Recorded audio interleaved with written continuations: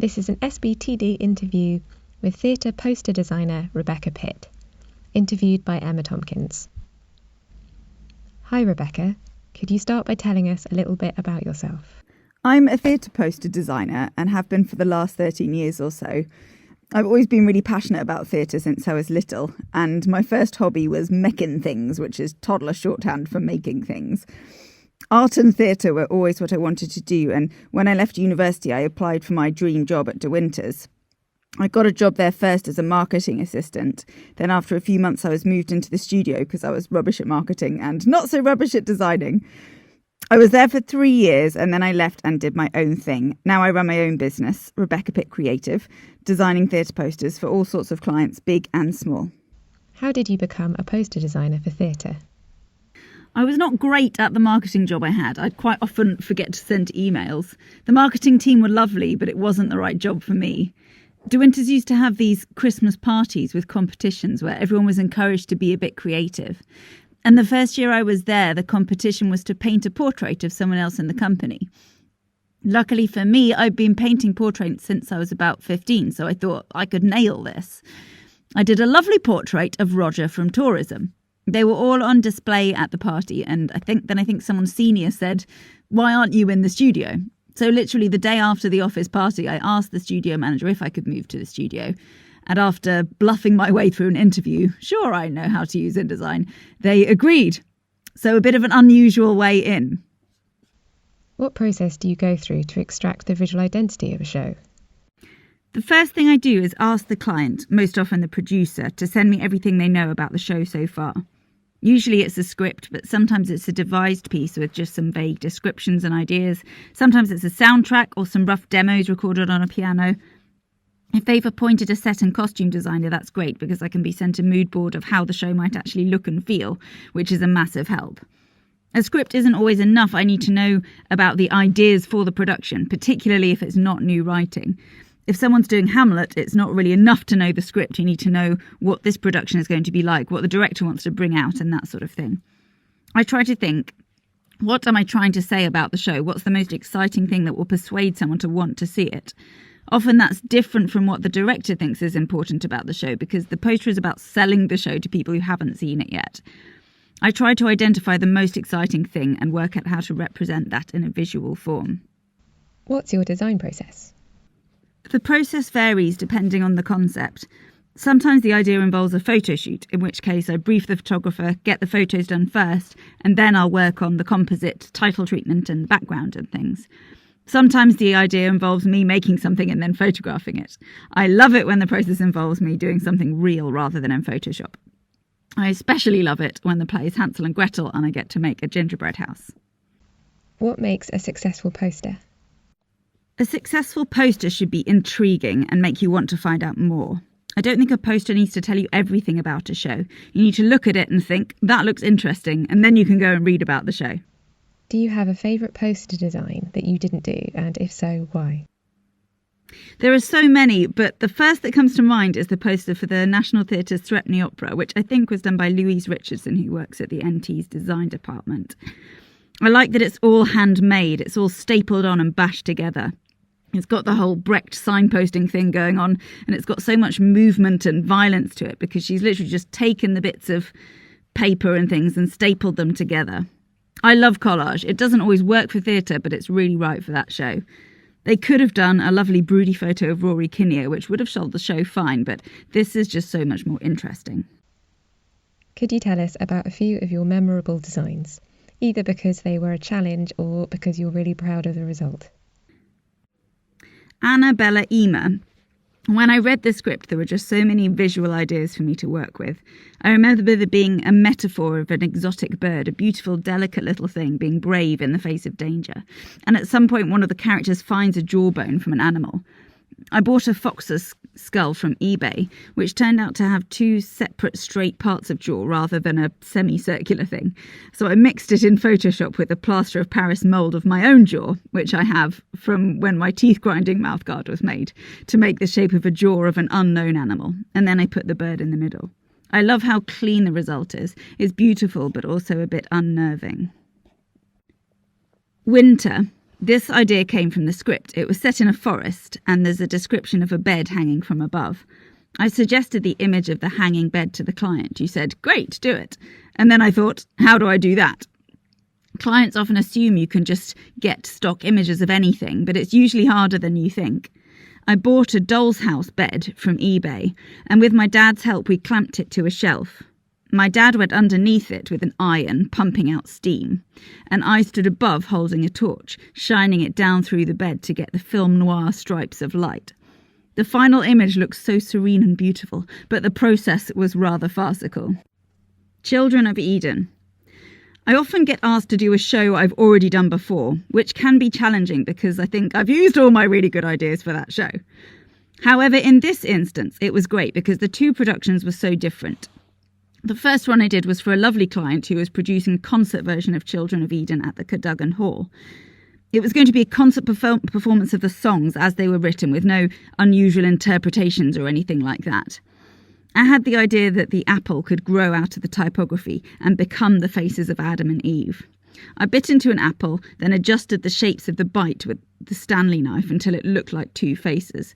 Doing it in Photoshop wouldn't have looked as good. I was really happy with it, and I thought, this is my Children of Eden. Then a few months later, I was asked to work on a Children of Eden again for a production company in Chicago, which initially worried me, but luckily this was quite a different production. They already had a spectacular production design, which included massive puppets and UV lights. It was almost like a slightly creepy fairground with a hint of Avatar. I had great images of the set to use as an inspiration. I rarely get to see the full set design in advance, but when I do, the results are so much more specific. So I designed some typography that had a bit of a fairground, Coney Island vibe, and I had this idea of a fig leaf where the veins in the leaf became a family tree with all the generations coming down from Adam and Eve. I was thinking, where am I going to get a fig leaf from?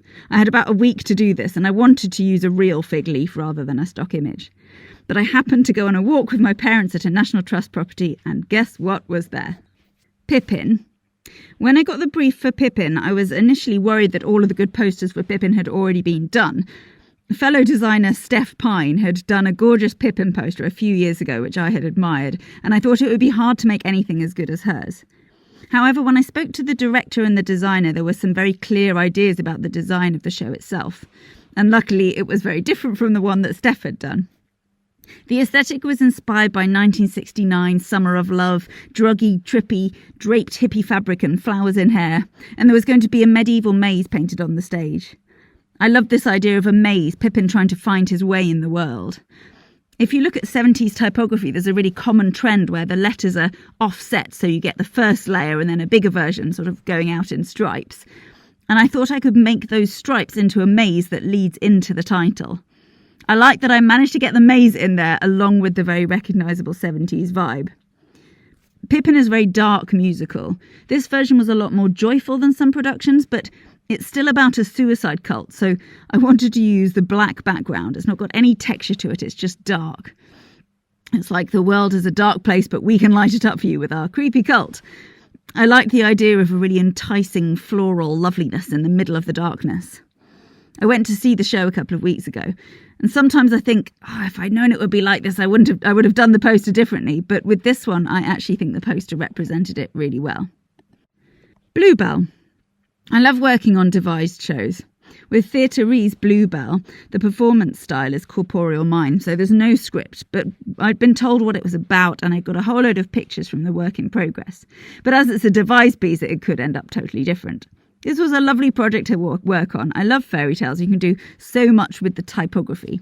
Bluebell is a show that nicks stories from different eras, and the typography is like that too. One of the E's in the title is a Celtic-style E. The rest is a bit more black letter inspired, and there's a bit of Victoriana in there too. The costume design for the show is the same. With Bluebell, there are lots of hidden things in the design. It doesn't matter if people don't spot them, but I know they are there. The capital B is shaped like a side view of a pregnant woman's body, and then there's a little womb in there with a bluebell growing in it. There are some bits of ropes, umbilical cords, and 2 light bulbs which represent the mother and the father. I like putting extra hidden visual things in. Another example is my poster for Amelie, where the title is in the shape of a smile. And you wouldn't necessarily spot that, but to look at it, it gives you a happy feeling.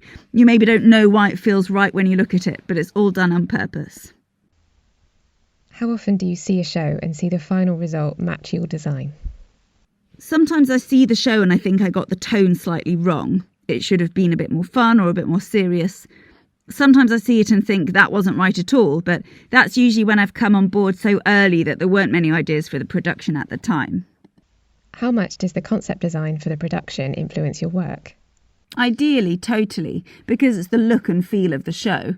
Sometimes the feel comes from the performance style or the music, but a big part of the look and feel is how it actually looks on stage. So if I can use that as an influence, then that's ideal. There have been a few times when I've had really nice collaborations with set and costume designers because they've been brought on board early enough to get involved with the poster. But sometimes it's just too early in the process to know what the production design will be like. How would you say visual communication differs from poster design to production design? I think the big difference is that poster design is about selling the show, which feels a little bit cynical sometimes. I'd love to be a prop designer. I did a game design job for a theatre client last year and I didn't have to sell anything. It just needed to look beautiful and fit in the world of the story, and I loved that. But essentially, posters are a sales tool and the face of the show, so they are very different from the set and costume design. When it's really fun is when the main selling point is the inventiveness and the beauty of the show, and then you can have an inventive and beautiful poster. What is the most challenging part of your job? The most challenging part is waiting for inspiration, because sometimes it doesn't come straight away. I often read a script and ideas pop into my head whilst I'm reading, but sometimes it takes weeks and I can get very stressed about it. It happened to me recently and I got very anxious, but I've learnt you've just got to relax, have a bath, and inspiration will come. I call my designer friends and we share ideas sometimes, which is great. Not everything can be your best work. You'll die of stress if you try and make everything perfect. Clients have very high expectations. They've seen the best of my work and they want the perfect poster. Sometimes they've looked at my website and they say they want something like the Amelie poster. And I think, well, you're doing a one-man show about bereavement. It can't be like the Amelie poster. What design rules do you keep coming back to in your work? The main thing for me is to try to strip it back to the simplest thing. How do you distill this idea into its most striking form? Some productions are all about maximalist design values, and I'm happy to put all the bells and whistles on if that's what's required. But I think for me, my taste is to try and make things as stripped back as possible. The Annabella Ema poster is a good example. White background with two things on, the teeth and the bird, and unfussy typography. It was very complicated to do, but the idea is simple. Do you have an aesthetic or style that you think defines your work? What makes a Rebecca Pitt design? I try to take the style from the script or the production design. Ideally, it shouldn't be about me and my style. It should be about the show. I often have friends tell me, though, oh, I knew that was one of yours, so I must have a bit of a personal style. How do you know when you've smashed it out of the park? Sometimes I have an idea and I think, that's it. I usually send that one idea straight to the client saying, I can try other things if you like, but I think this is the one. Usually the client will agree and then we can be excited about it together. What is the most rewarding part of your job? I love seeing shows announced and knowing that my artwork is being seen by people. I love seeing the excitement people have about a show. One of the sad things about lockdown was that I did loads of really nice posters for the Edinburgh Fringe, some really great plays with lovely posters that will never be seen. Maybe after next year's Fringe, if the show definitely isn't happening, I'll put them out in a blog. What would be your top tips for any designer making their first show poster? Keep it simple. I would ask yourself what the most exciting thing is about the show and think about how to represent that in its boldest, simplest form. Don't try and tell the story. Don't try and do everything with the poster. One thing I would recommend is that if you can do it for real rather than in Photoshop, then do. There are a lot of ways of making things look real in Photoshop, but they aren't ever as convincing. I did a poster for Brooklyn that needed to look handmade and urban, so I made the letters out of an old shelf and wrapped wire things around it and then photographed that. Great tip, if you want something to have a screen printed effect and you don't have time for the laborious screen print process, get yourself a jelly plate and you can do such simple things with that. My poster for Fantastically Great Women Who Changed the World has typography that was all done with a jelly print.